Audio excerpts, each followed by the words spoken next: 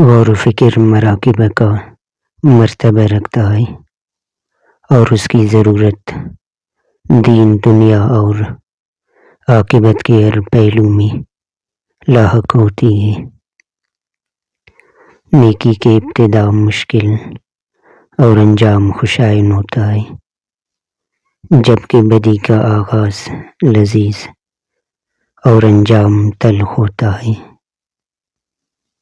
عزیز چیزوں سے غم پیدا ہوتا ہے اور عزیز چیزوں سے خوف۔ جو عزیز چیزوں کی بندھن سے آزاد ہے اسے خوف ہے نہ غم۔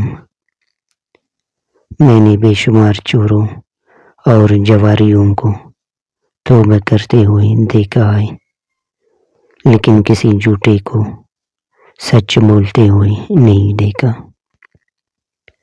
عالم بے عمل اور عبادت گزار بے معرفت دونوں ایک جیسے ہیں۔